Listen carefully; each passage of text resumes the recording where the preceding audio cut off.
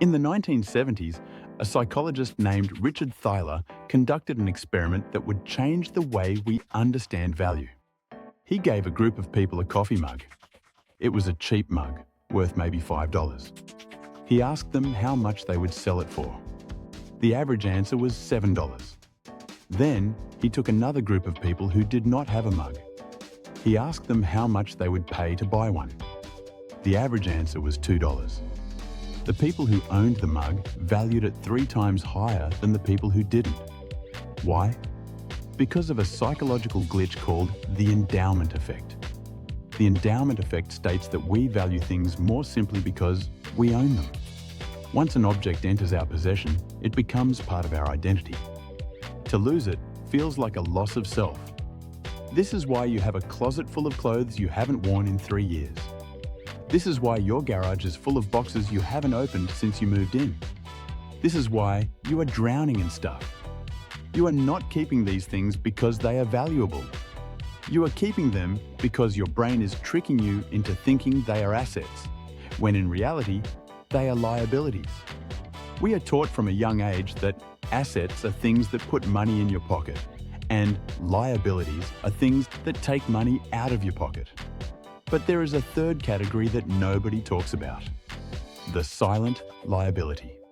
Every single object you own has a carrying cost. When you buy a boat, the cost isn't just the purchase price.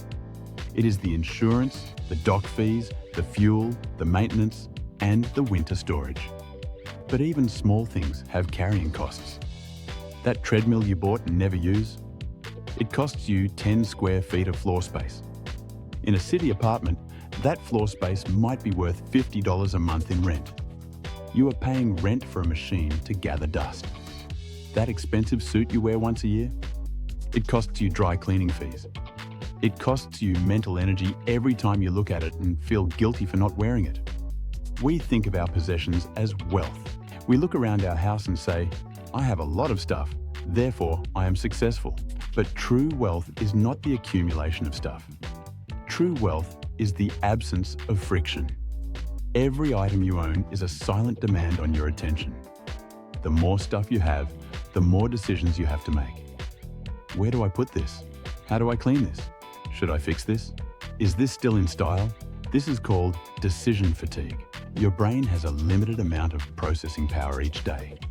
Every time you have to think about your stuff, you are burning fuel that could have been used to build your career, invest your money, or enjoy your life. You are trading your mental freedom for physical clutter. To understand the true cost of your stuff, you have to look at opportunity cost. Opportunity cost is the value of the next best alternative that you give up when you make a choice. If you spend $50,000 on a luxury car, the cost isn't just $50,000. The cost is what that $50,000 could have become if you had invested it. If you invested that $50,000 in the S&M. 500 for 30 years, it would grow to over $500,000. So the car didn't cost you $50,000. It cost you $500,000 of your future net worth. Is the car worth $500,000? Probably not. But the opportunity cost of stuff goes deeper than money.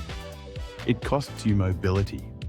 If you have a house full of furniture, a garage full of tools, and a closet full of clothes, you are anchored. You cannot easily move for a new job. You cannot easily travel. You are physically weighed down by your possessions. The Stoic philosopher Seneca said, "It is not the man who has too little, but the man who craves more, that is poor." We live in a culture that is obsessed with more. More clothes, more gadgets, more square footage. We are told that more equals better. But in economics, there is a law called the law of diminishing returns. The first slice of pizza is amazing. The second slice is good. The fifth slice makes you sick. The same applies to stuff. The first pair of shoes protects your feet. The second pair looks nice. The 20th pair is just clutter. At a certain point, every extra item you buy actually decreases your happiness. It adds stress, not value. So, how do we escape the endowment effect? How do we stop drowning? We have to adopt a new philosophy, financial minimalism. This is not about living in an empty room with one chair. It is not about deprivation. It is about ruthless efficiency. It is about asking one question: does this item pay rent? Every item in your life should either pay you in money, an investment, pay you in time, a tool that saves labor, or pay you in joy, something you truly love. If an item does not pay rent in one of these three currencies, evict it. Here is the 3-step protocol to declutter your financial life. Step 1. The buy it again test. Go through your house. Look at your things. For every item, ask yourself, if I lost this today, would I buy it again at full price? If the answer is no, you don't actually value it. You are just holding on to it because of the endowment effect. You are holding on to it because you already have it. Sell it, donate it, throw it away.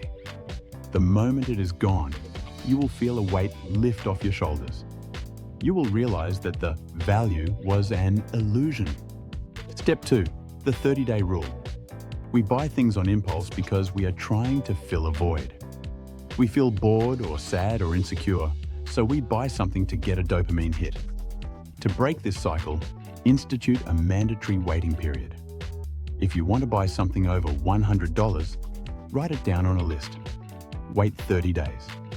If you still want it after 30 days, buy it.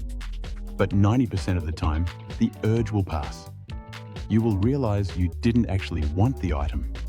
You just wanted the feeling of buying it. Step 3. Calculate the life cost. Before you buy anything, calculate its cost in hours of your life. If you make $20 an hour and you want to buy a new phone for $1,000, that phone costs 50 hours of work. That is more than a full week of sitting in a cubicle, dealing with stress, and trading your time. Is the phone worth a week of your freedom? When you start pricing things in life units instead of dollars, you naturally stop buying junk. You realize that your freedom is too expensive to trade for cheap plastic. The goal of fiscal psychology is to build a life of abundance. But abundance does not mean a house full of stuff. Abundance means a life full of options. When you stop spending money on things you don't need, you start building a surplus. That surplus becomes capital. That capital becomes investments. Those investments become freedom. You can be the person with the big house and the fancy car who is stressed about money every single day.